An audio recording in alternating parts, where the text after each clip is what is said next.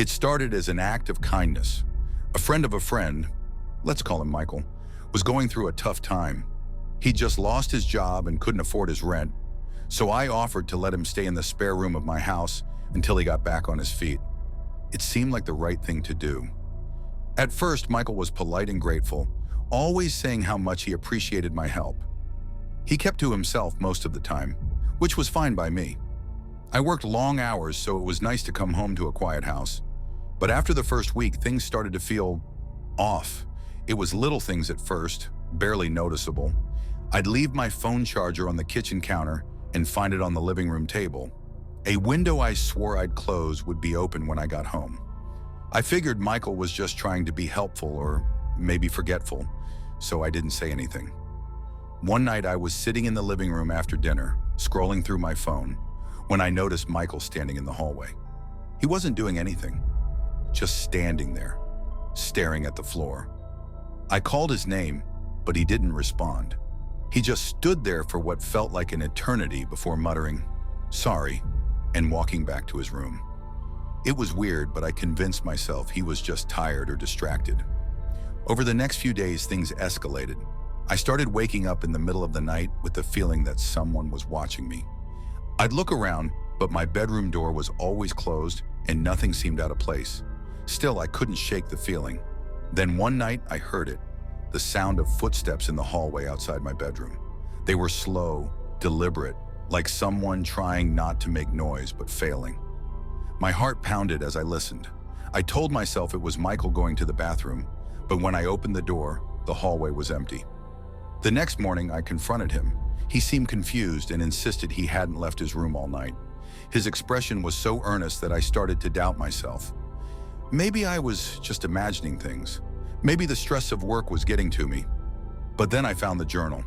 I was cleaning up the spare room while Michael was out when I saw a small, leather-bound notebook sticking out from under the bed.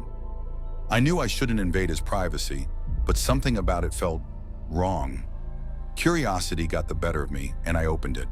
The pages were filled with messy, frantic handwriting. At first, it didn't make sense, just ramblings about shadows and whispers. But then I saw my name. Over and over again, he'd written about me. He knows I'm here. He sees me. I can't let him find out. One entry stood out. Sometimes he pretends to sleep, but I know he's awake. He's watching me. He's always watching me. My stomach dropped. I shoved the journal back under the bed and left the room, my hands trembling. That night, I locked my bedroom door for the first time since moving in. At around 2 a.m., I woke up to the sound of someone jiggling the doorknob. It was subtle at first, almost hesitant, but then it got louder, more forceful. I sat up in bed, my chest tightening with fear. "Michael?" I called out, but there was no answer. The jiggling stopped, and for a moment the house was silent. Then I heard it, scratching, long, slow scratches, like fingernails dragging across wood. It was coming from the bottom of the door. I grabbed my phone and texted Michael, asking if he was outside my room. A few seconds later, my phone buzzed. "No, I'm at my friend's house. I'll be back tomorrow." I stared at the message, my blood running cold. The scratching stopped. I didn't sleep the rest of the night. The next morning, I told Michael he had to leave. He didn't argue. He just packed his things and left without a word. I changed the locks that same day and tried to put the whole thing behind me. But sometimes late at night, I still hear the footsteps. Slow, deliberate, and impossible to ignore.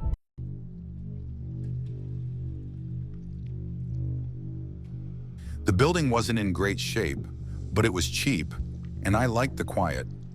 My unit was on the ground floor, with a big window in the living room that faced a narrow alley. The alley wasn't much, just a dead end with some overgrown weeds and an old street lamp that barely worked. I never thought much of it until one night. I was sitting on my couch, scrolling through my phone with the TV on low for background noise. The blinds were drawn, but they didn't cover the window completely. A small gap on one side always let a sliver of the alley show through. It started with a feeling. You know that prickling sensation, like someone's watching you? I glanced at the window, but it was dark outside. Just the usual faint glow from the street lamp. I told myself I was imagining things and went back to my phone. Then I heard it, a faint tap, tap, tap on the glass. My heart stopped. I froze, staring at the window. It was so quiet I thought maybe it had been the TV, but the sound came again. Tap, tap, tap. I didn't want to move. I didn't want to look, but something inside me, the part of me that needed to know, forced me to lean just slightly to the side, enough to see through the gap in the blinds. There was a face, pale, expressionless, and pressed right up against the glass. The eyes were wide open, unblinking, staring straight into the room. I shot off the couch, my heart pounding so loudly I could barely hear anything else. I didn't know what to do. My first thought was to call the police, but my phone was still on the couch, and I couldn't bring myself to move closer to the window. The tapping started again. This time it was faster, more insistent. I backed away, trying to convince myself it was a prank or someone lost, but deep down I knew it wasn't. Suddenly the face shifted. It tilted its head as if trying to see me better through the gap. I ran to my bedroom and locked the door, my hands shaking so badly I could barely turn the key. I stayed there all night, clutching a kitchen knife, barely breathing. I didn't sleep. When morning finally came, I worked up the courage to check the window. The face was gone. There was nothing there except smudges on the glass, like greasy handprints. I reported it to the building manager, but he just shrugged it off, saying the alley was public property and anyone could walk through. I moved out 2 weeks later. To this day, I can't stand sitting near windows at night, because what scares me the most isn't what I saw. It's that I'll never know who or what was looking back at me.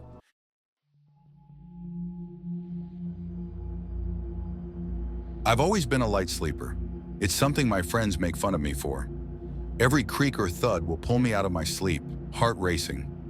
But that night, I'm convinced it saved my life. It was around 2 a.m. when I woke up to a faint noise. At first, I thought it was just the house settling. My place is old and the walls sometimes creak on their own. I turned over, trying to go back to sleep, but then I heard it again. A soft, clicking sound, like someone gently rattling a lock. My stomach dropped. The sound was coming from the back door. I live alone. My neighborhood is quiet, but that silence has always made me uneasy. I froze in bed listening, trying to convince myself it was nothing. But then, clear as day, I heard the door handle turn. I slowly reached for my phone on the nightstand, praying my movements wouldn't make a sound. I debated calling the police right away, but I wanted to be sure I wasn't imagining things. I got out of bed as quietly as I could and tiptoed to the hallway, where I could get a view of the kitchen and the back door. What I saw will haunt me forever. The door was open, just a crack, but it was enough for me to see a hand sliding through, gripping the edge of the doorframe. My breath caught in my throat. It wasn't a nightmare. Someone was trying to get in. Panic took over, and I ducked behind the corner.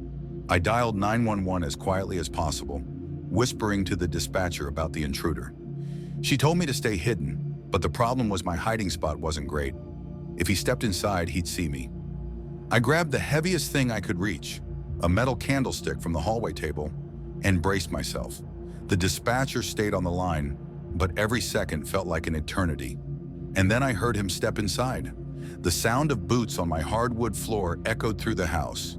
He was moving slowly, almost like he was listening for me. My hands were shaking so badly I thought I might drop the phone. I stayed behind the corner, barely breathing, as his footsteps came closer. And then, just as I thought he'd find me, I heard it. The faint whoop of police sirens in the distance. He froze. There was a long pause, and I swear I could hear his breathing. Then, without a word, he bolted out the back door. The police arrived minutes later, but it felt like hours. They searched the house and the yard, but he was gone. All they found was a set of muddy footprints leading away from the back door into the woods behind my house. To this day, I don't know who he was or what he wanted. The police said it could have been a burglar, but I don't think so. He didn't grab anything. He didn't try to ransack the place. It felt like he wanted me. Now, every night before bed, I triple-check every lock in the house. But even then, I don't think I'll ever feel truly safe again.